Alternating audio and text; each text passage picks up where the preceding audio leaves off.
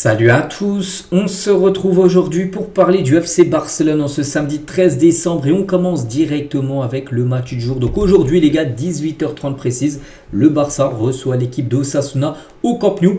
Donc ça sera le dernier match au Camp Nou pour cette année 2025 parce qu'après il y aura un déplacement à Guadalajara, ça sera mardi en Coupe du Roi. Et ensuite un déplacement à Villarreal, n'oubliez pas que ce match devait se jouer à Miami, on a beaucoup parlé au mois de septembre, du coup le match a été fixé et resté du coup à Villarreal parce que ça a beaucoup fait parler. Donc voilà, concernant ce match, aujourd'hui c'est le dernier au Camp Nou pour cette année 2025. Donc finir en beauté, bien sûr avec une victoire. Et surtout, si tu gagnes aujourd'hui, tu mets une grosse pression sur le Real Madrid qui jouera demain. Du côté d'Alaves, tu peux prendre 7 points d'avance en cas de victoire aujourd'hui face à cette équipe d'Osasuna. Les unes aujourd'hui, Sport et Mundo Deportivo. Donc tout d'abord, Flick veut plus. On va revenir sur sa conférence de presse, bien sûr. Et il veut plus. Il veut plus de points, il veut plus de buts, il veut plus de victoires, il veut plus de tout simplement de ses flics. Et aussi mais aussi plus de pression. Parce que comme j'ai dit, les gars, tu peux mettre une énorme pression sur le Real Madrid.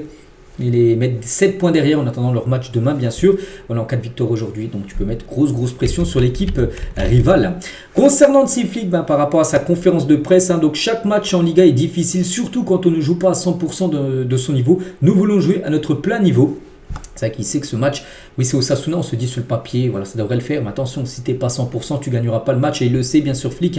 Nous nous préparons bien pour le match que nous jouons contre l'Atlético Madrid, l'Athletic Club de Bilbao ou Osasuna. Il dit que c'est la même préparation, que ce soit Osasuna ou peu importe l'adversaire, que ce soit le Real Madrid ou une énorme équipe. Voilà, c'est la même préparation. Nous nous concentrons sur la préparation des joueurs comme nous le souhaitons pour le match. Notre objectif est de gagner les 3 points. Voilà, c'est l'objectif aujourd'hui, prendre bien sûr les 3 points. Donc la compétition entre joueurs a-t-elle motivé l'équipe? Donc le journaliste a dit ça. Donc Flick il a dit comment commencer? Je pense qu'en tant qu'équipe de la taille du Barça et jouant toutes les compétitions, c'est bien d'avoir un bon effectif, bien évidemment. Quand tu veux jouer sur tous les tableaux, Ligue des Champions, Liga, Coupe du Roi, tu es obligé bien sûr d'avoir un effectif complet et de qualité surtout. Je suis content qu'on ait des joueurs ou 3 à chaque poste. Et je pense que cela développe le niveau des joueurs grâce à la compétition entre eux pour les postes, bien sûr la concurrence, parce que tous les postes sont doublés, voire triplés pour certains postes. Et il dit que ça tire l'équipe vers le haut parce que si t'es pas bon, tu sais qu'il y a 2 autres joueurs qui jouent la même position que toi et qui commenceront titulaires à ta place. T'as pas été bon le week-end. Donc c'est le cas par exemple entre Ferran Torres et Lewandowski. Il y a à chaque fois un qui est titulaire et la semaine d'après c'est l'autre. Et actuellement c'est plutôt Ferran Torres qui est titulaire parce qu'actuellement il met plus de buts que Lewandowski. Voilà, quand il joue, il a meilleur ratio de buts par minute. Donc c'est bien car ils doivent toujours jouer au plus haut niveau. C'est un exemple, par exemple entre Lewandowski et Ferran. Donc quand on voit ce qu'ils font ces dernières semaines, que ce soit Lewandowski ou Ferran, c'est l'idéal, surtout ce qui se passe à l'entraînement, et c'est une bonne chose bien sûr. Comme je l'ai toujours dit, la qualité de l'entraînement est devenue complètement différente de celle il y a 2 mois, où il sentait l'équipe, et c'est vrai qu'il y a 2 mois, souvenez-vous, on parlait, tous les jours on parlait des infos du Barça, il disait qu'il sentait qu'il n'y avait pas assez d'intensité, il sentait que le Barça n'était pas son Barça en gros. Et là, maintenant, il le voit dans l'entraînement que c'est plus du tout pareil. Il sent de l'intensité dans les entraînements, tout ça. Et tu as pu voir sur les derniers résultats qui sont très bons. Et ça a changé, bien sûr, la dynamique. Donc, c'est le Barça et nous devons nous entraîner avec de la qualité. Si nous y parvenons, nous pouvons toujours nous améliorer. Voilà ce qu'il a pu dire. Le coach allemand. Donc, où jouera Eric Garcia, un joueur qui peut jouer défenseur droit, défenseur central, je pense son poste de base ou pivot. Il a dit, comme vous pouvez le voir lors des matchs précédents, nous avons joué avec Eric en numéro 6. Il a bien joué. Pour l'instant, il est bon de maintenir cette stabilité, mais tu ne peux pas savoir ce qui va arriver. C'est comme je l'ai dit, il peut jouer un peu partout. Donc il est important maintenant qu'il se rétablisse bien dans les prochaines heures et nous déciderons aujourd'hui s'il jouera ou pas, parce que je crois qu'il a peut-être reçu un coup lors du dernier match, et c'est pour ça qu'aujourd'hui on va dire qu'il est incertain pour la rencontre de tout à l'heure.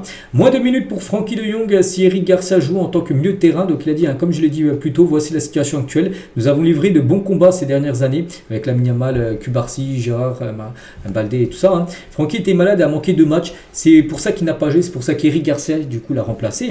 Donc c'est naturel qu'il soit absent après ce qui est arrivé. Pour moi, il est important d'aligner les 11 meilleurs joueurs de l'équipe pour remporter les 3 points. Voilà. Toujours avec Hansi Flick, il parle potentiellement si tu gagnes, 7 points d'avance avec une victoire aujourd'hui. Donc la route est encore longue. Nous sommes toujours en décembre, bien sûr. Il sait que oui, tu peux mettre une grosse pression sur le Real, prendre 7 points d'avance. Après, le Real peut revenir à 4 points s'il s'impose également contre Alaves, bien sûr. Donc il reste encore plein de matchs à jouer. Il est toujours important et après le Real peut revenir à un point. Par exemple du Barça ce week-end. Si le Barça perd aujourd'hui, le Real gagne demain. Donc oui, tu peux plus 7, plus 4 ou plus 1. Voilà, ce week-end, donc on verra. Il reste encore plein de matchs à jouer. Il est toujours important pour nous de regarder nous-mêmes en gros, car nous avons la qualité nécessaire pour gagner chaque match et c'est ce que nous voulons faire. Nous avons encore de belles choses à améliorer et c'est là-dessus que nous voulons nous concentrer. Cela n'a rien à voir avec le fait de regarder le classement et d'être heureux, d'être en tête bien sûr et d'avoir tant de points sur le deuxième. Voilà, le plus important c'est les victoires et nous devons adopter la bonne attitude et ne pas nous concentrer uniquement là-dessus. À la fin de la saison, si tu es dans cette position, tu l'as mérité. Mais pour l'instant, la route est encore longue parce que c'est bien d'être premier, oui en décembre, oui c'est bien, mais le plus important c'est d'être premier. Fin mai, quand c'est la dernière journée du championnat, c'est là où c'est le plus important bien sûr, c'est-à-dire que là tu as remporté la Liga. Nous ne nous concentrons pas sur le Real Madrid, nous nous concentrons que sur nous-mêmes et la situation que nous avons 100% Barcelone uniquement. Voilà, parce que souvent il y a des questions par rapport au Real, tout ça. Non, il parle que du Barça, lui, bien sûr. Est-ce qu'il parle à Ter Stegen? Tiens, absolument, je parle à tous les joueurs. C'est mon travail, mais c'est une affaire privée entre lui et moi. Voilà, donc Ter Stegen, qui devrait être présent, bien sûr, pour le match du jour. On ne pense pas qu'il jouera. Il jouera peut-être, pourquoi pas, le match peut-être de Coupe du Roi. Mardi, contre Guadalajara, peut-être sera ses premières minutes de la saison pour Ter Stegen, qui devrait partir. Normalement, on sait tous en janvier. Quand je parle aux joueurs, je leur explique pourquoi ils n'ont pas joué. Donc, quand j'ai essayé d'expliquer à Rashford pourquoi il n'avait pas débuté, il m'a dit pas besoin de m'expliquer. L'important, c'est que l'équipe gagne et qu'on obtiennent les 3 points. Alors, Rashford très mature, parce que des fois il y a des joueurs, ils n'ont pas commencé direct, ils vont sombrer avec l'entraîneur. Pourquoi j'ai pas joué, tout ça, pourquoi j'ai pas commencé titulaire? Rashford il a dit, oui, t'as pas besoin de m'expliquer, t'as mis la meilleure équipe, puis, tu pensais que ça allait être mieux sans moi, puis voilà. Donc, il comprend ça Rashford et c'est bien d'avoir quelqu'un comme ça. C'est la bonne mentalité. Je suis heureux de l'avoir bien sûr avec nous, Marcus Rashford qui devrait être titulaire aujourd'hui. Eric Garcia, il a un peu encore reparlé d'Eric Garcia, c'est une pause si vous voulez dire ce qu'il a pu mettre. Il a parlé de Baldé, les gars, c'est un joueur qu'on parle quand même peu. Baldé est un joueur encore jeune, ce que je peux dire c'est que je le vois bien jouer, il se concentre et il s'entraîne dur après sa blessure subie. Il avait loupé pas mal de mois. Il a de grandes capacités, peut-être pas pratiques, mais je crois qu'il est capable de jouer pour l'équipe nationale espagnole. Baldé, qui n'est plus trop appelé, mais il sait que bien sûr pour être appelé avec la sélection espagnole, il doit faire des bonnes performances avec le Barça. Donc il est rapide, il est doué pour garder le ballon. Je pense qu'il est capable de s'améliorer dans les centres, mais avec sa mentalité et son comportement, il s'en sort bien. Voilà ce qu'il a pu dire sur Baldé. Il a parlé aussi de, par rapport à Xabi Alonso, l'entraîneur du Real, est critiqué après 6 mois. Les médias sont-ils injustes envers les entraîneurs? Flick, il a dit, c'est un sujet dont on pourrait beaucoup parler, mais je ne veux pas faire ça. Comme je l'ai dit plus tôt, je ne veux pas parler du Real Madrid, seulement de Barcelone. C'est pour ça que je suis là, je suis désolé. Voilà, toutes les questions sur le Real Madrid, la beauté en touche. Puis il n'a pas voulu parler de la situation de Xabi Alonso qui est délicate, c'est du côté du Real Madrid. Donc voilà toutes les déclarations d'Hansi Flick. C'est toujours intéressant ce qu'il peut dire avant et après les matchs, vu qu'il fait toujours 2 conférences de presse avant et après une rencontre. Concernant le match, toujours bien sûr aujourd'hui, qu'on continue de parler, la compo attendue à noter, les gars, Hansi Flick envisage de commencer avec du lourd, très devant les gars. Donc Rashford, Ferran Torres, Rafinha et Lamine Yamal, les 4 devraient être titulaires ensemble. Voilà, donc ça sera bien sûr une très grosse équipe, enfin une très grosse ligne d'attaque avec ces 4-là. Donc Lewandowski devrait commencer sur le banc. Donc la compo attendue, donc Juan Garcia au but, donc Koundé défenseur droit, Cubarsí, Gérard Martin dans l'axe avec Cubarsí du coup et Baldé à gauche. Donc Eric Garcia numéro 6, De Jong qui a loupé les 2 derniers matchs devrait commencer sur le banc. Donc Eric Garcia avec Pedri et du coup devant Rafinha, Lamine Yamal, Rashford et Ferran Torres. Donc à noter que Lamine Yamal devrait certainement jouer en numéro 10, Rashford à gauche, peut-être Rafinha à droite, puis du coup Ferran Torres en numéro 9. Voilà, ça pourrait être ça. Le 11 de départ. Un journaliste est revenu par rapport à que le Barça peut faire très mal au Real, mais surtout à Xabi Alonso. Les gars, ce week-end pourrait être crucial. Le Barça peut devenir encore plus leader du championnat. Oui, parce que si tu as une victoire, puis si le Real Madrid perd, tu les mets à 7 points derrière.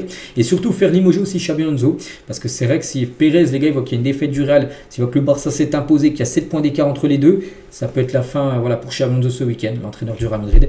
Donc ça peut être un week-end crucial pour le rival, le Real Madrid. On continue, on va parler de Lamine Yamal, les gars.